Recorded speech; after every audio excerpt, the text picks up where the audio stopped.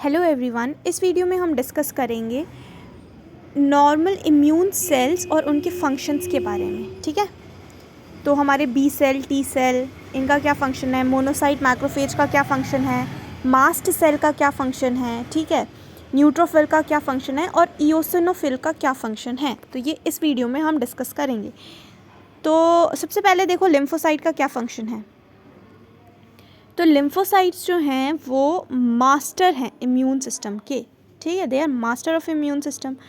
तो B cell और T lymphocyte और बी लिम्फोसाइट होते हैं। तो बी लिम्फोसाइट का क्या काम है, तो बी लिम्फोसाइट जो है वो ऑब्वियसली एंटीबॉडी बनाती है। तो antibody based humoral reaction which transform to plasma cell.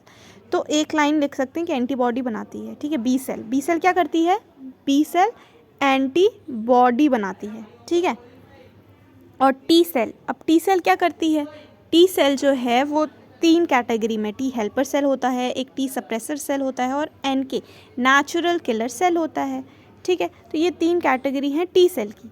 अब ये टी हेल्पर सेल क्या करता है, टी हेल्पर सेल जो है वो promote and enhance immunity reaction by elaboration of cytokines. तो इम्यूनिटी को इन्हेंस करता है, इम्यूनिटी को इन्हेंस करता है टी हेल्पर सेल, मतलब CD4 है ना। टी हेल्पर को हम क्या कहते हैं, टी हेल्पर को हम कहते हैं CD4 और टी सप्रेसर को क्या कहते हैं, CD8। इतना तो पता है हमें। इसी का फंक्शन देखते हैं। तो CD4 क्या करता है, वो इट एनहांसेस इम्यूनिटी, ठीक है, it promote and enhance immune reaction by elaboration, बहुत सारा साइटोकाइंस रिलीज करता है, ठीक है, बहुत सारे साइटोकाइंस रिलीज करता है अपना टी हेल्पर सेल CD4।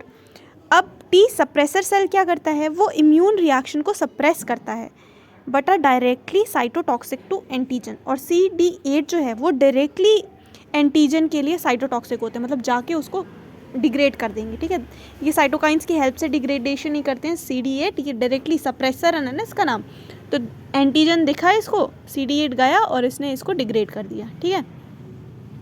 तो CD8 जो है वो directly cytotoxic, it is directly cytotoxic to antigen, ठीक। CD8 नेचुरल किलर सेल क्या करते हैं, they are part of natural और इन्नेट इम्यूनिटी। नेचुरल मतलब जो है वो नेचुरल इम्यूनिटी वाली जो सेल्स है ना उसका पार्ट है।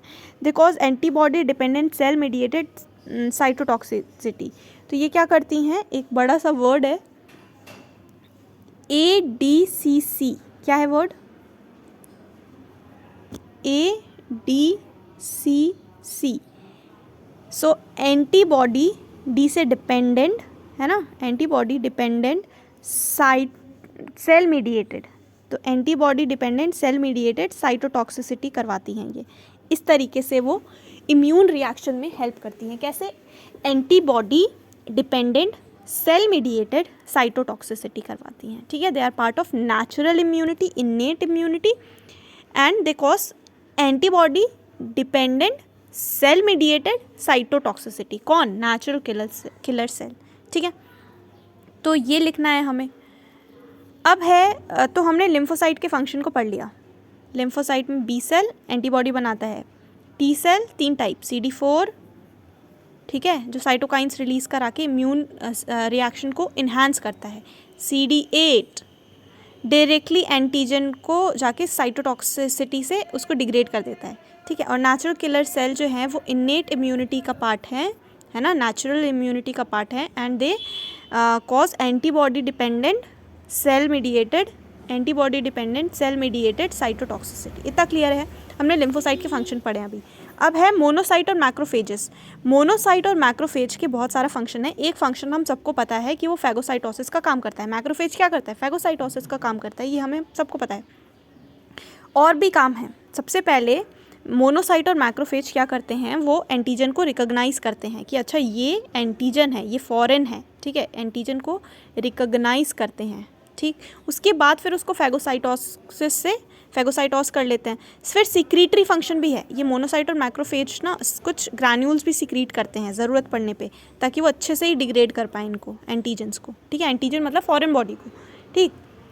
तो एक तो एंटीजन रिकॉग्निशन का काम है, एक फैगोसाइटोसिस का, एक सिक्रीटरी फंक्शन, और एंटीजन प्रेजेंट भी करते हैं। अगर इनसे बात नहीं बनी, ये अगर डिग्रेड नहीं कर पाए तो ये क्या करेंगे, नेक्स्ट सेल के पास इसको ले जाएंगे, टी सेल के पास ले जाएंगे, ताकि देखो हमसे तो नहीं मरा ये, अब तुम करो, ठीक है, अब तुम इसको डिग्रेड करो। तो ऐसे इनका 4 फंक्शन है, क्या क्या है, antigen recognition, phagocytosis, secretory function and antigen presentation. तो ये 4 इसके फंक्शन है मोनोसाइट और मैक्रोफेज के। क्लियर है, मोनोसाइट मैक्रोफेज का फंक्शन देख लिया। अब मास्ट सेल और बेसोफिल का क्या फंक्शन है।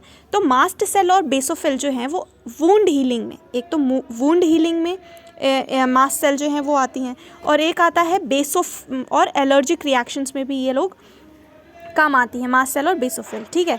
Neutrophil first line of defence, ठीक है, first line of defence against micro organism, neutrophil सबसे पहले आता है, ठीक है। कहीं पे भी माइक्रो ऑर्गेनिज्म आई तो सबसे पहले न्यूट्रोफिल जो है वो तुम्हें दिखेगा ब्लड के अंदर, ठीक है। तो न्यूट्रोफिल को हम first line of defence against micro organism या स्मॉल एंटीजेंस कहते हैं न्यूट्रोफिल्स को, ठीक है। इओसिनोफिल कब आती है, इओसिनोफिल भी जब एलर्जिक रिएक्शंस हो या फिर हेलिमेंथियासिस में, ठीक है। तो इओसिनोफिल हमें मार्कली रेज दिखती हैं ब्लड के अंदर, ठीक, एलर्जिक मैनिफेस्टेशंस में। तो ये हमने देख लिया कि इम्यून सेल्स और उनके डिफरेंट फंक्शंस क्या क्या हैं। Lymphocytes, B cell, T cell का फंक्शन देखा।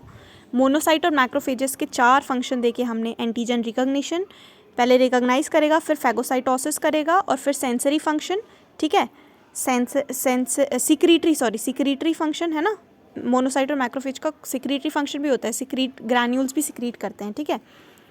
उसके बाद एंटीजन प्रेजेंटेशन भी करते हैं, है ना, एंटीजन को प्रेजेंट कर देते हैं। अगर एंटीजन प्रेजेंटिंग सेल भी कहते हैं इनको, एंटीजन को अपने ऐसे सेल के ऊपर, ये मैक्रोफेज है तो ये अपने सेल के ऊपर एंटीजन को लेके जाएगा टी सेल के पास, ठीक है।